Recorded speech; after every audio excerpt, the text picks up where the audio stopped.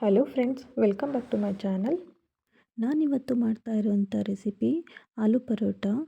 ಮಕ್ಕಳಿಂದ ಹಿಡಿದು ದೊಡ್ಡೋರ್ವರೆಗೂ ಎಲ್ಲರೂ ಕೂಡ ತುಂಬ ಇಷ್ಟಪಟ್ಟು ತಿನ್ನುವಂತಹ ರೆಸಿಪಿ ಇದು.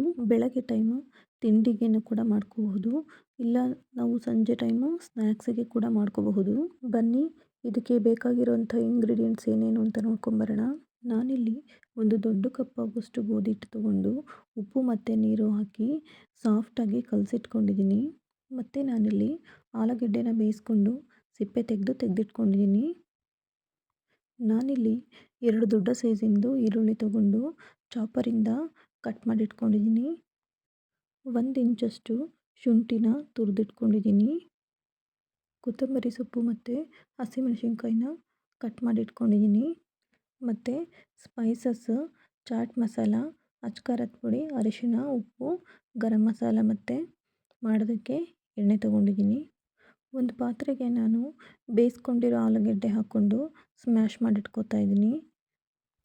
ನೀವು ಬೇಕಾದರೆ ಕೈಯಿಂದನೇ ಚೆನ್ನಾಗಿ ಸ್ಮ್ಯಾಶ್ ಮಾಡ್ಕೋಬೋದು, ಗಂಟಿಲ್ದಾಗೆ ಚೆನ್ನಾಗಿ ಸ್ಮ್ಯಾಶ್ ಮಾಡ್ಕೋಬೇಕು. ಇವಾಗ ಇದಕ್ಕೆ ಹೆಚ್ಚಿಟ್ಕೊಂಡಿರೋ ಕೊತ್ತಂಬರಿ ಸೊಪ್ಪು, ಶುಂಠಿ, ಈರುಳ್ಳಿ, ಹಸಿಮೆಣಸಿನ್ಕಾಯಿ ಎಲ್ಲ ಹಾಕಿ ಮಿಕ್ಸ್ ಮಾಡ್ಕೋತಾ ಇದ್ದೀನಿ.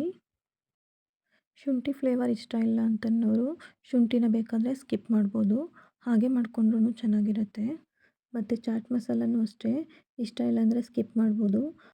ಇವಾಗ ಇದಕ್ಕೆ ಸ್ಪೈಸಸ್ ಎಲ್ಲ ಹಾಕ್ಕೊಂಡು ಇದನ್ನು ಚೆನ್ನಾಗಿ ಮಿಕ್ಸ್ ಮಾಡ್ಕೋಬೇಕು.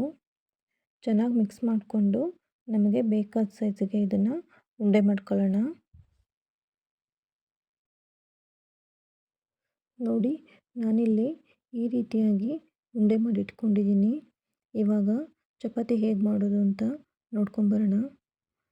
ಚಪಾತಿ ಹಿಟ್ಟಿಂದ ನಮಗೆ ಬೇಕಾಗಿರೋ ಸೈಜಿಗೆ ಉಂಡೆ ಮಾಡಿಟ್ಕೊಂಡು ಲಟ್ಟಿಸ್ಕೊತಾ ಇದ್ದೀನಿ.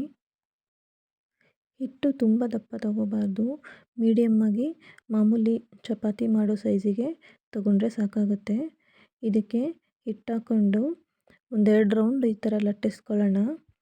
ಲಟ್ಟಿಸ್ಕೊಂಡಾದಮೇಲೆ ಅದರೊಳಗಡೆ ಸ್ಟಫಿಂಗ್ ಇಟ್ಟು ಈ ರೀತಿಯಾಗಿ ಕವರ್ ಮಾಡ್ಕೊಳ್ಳೋಣ. ನೋಡಿ, ನಾನು ಈ ರೀತಿಯಾಗಿ ರೆಡಿ ಮಾಡ್ಕೊಂಡಿದ್ದೀನಿ. ಮತ್ತು ಇದಕ್ಕೆ ಇನ್ನು ಸ್ವಲ್ಪ ಹಿಟ್ಟು ಹಾಕ್ಕೊಂಡು ಮತ್ತು ಸ್ವಲ್ಪ ಲಟ್ಟಿಸ್ಕೊಳ್ಳೋಣ. ಸ್ವಲ್ಪ ಲೈಟಾಗಿ ಒತ್ಕೋಬೇಕು, ಜೋರಾಗಿ ಪ್ರೆಸ್ ಮಾಡಿಬಿಟ್ರೆ ನಾವು ಅದರೊಳಗಡೆ ಸ್ಟಫಿಂಗ್ ಹಾಕಿರೋದ್ರಿಂದ ಓಪನ್ ಆಗಿಬಿಡುತ್ತೆ. ಲೈಟಾಗಿ ಈ ರೀತಿಯಾಗಿ ನಿಧಾನವಾಗಿ ಒತ್ಕೋಬೇಕು. ನೋಡಿ, ಇವಾಗ ನಾನು ಈ ರೀತಿಯಾಗಿ ರೌಂಡ್ ಶೇಪಲ್ಲಿ ಲಟ್ಟಿಸಿಟ್ಕೊಂಡಿದ್ದೀನಿ. ಇವಾಗ ಬೇಯಿಸ್ಕೊಳ್ಳೋಣ. ನಾನಿಲ್ಲಿ ಸ್ಟವ್ ಮೇಲೆ ಹೆಂಚು ಕಾಯಕ್ಕಿಟ್ಟಿದ್ದೆ. ಹೆಂಚು ಕಾಯಿದ್ಮೇಲೆ ತುಪ್ಪ ಅಥವಾ ಎಣ್ಣೆ ನಿಮ್ಗೆ ಯಾವ್ದು ಇಷ್ಟ ಆಗುತ್ತೆ ಅದು, ನಾನಿಲ್ಲಿ ತುಪ್ಪ ಉಪಯೋಗಿಸ್ತಾ ಇದ್ದೀನಿ.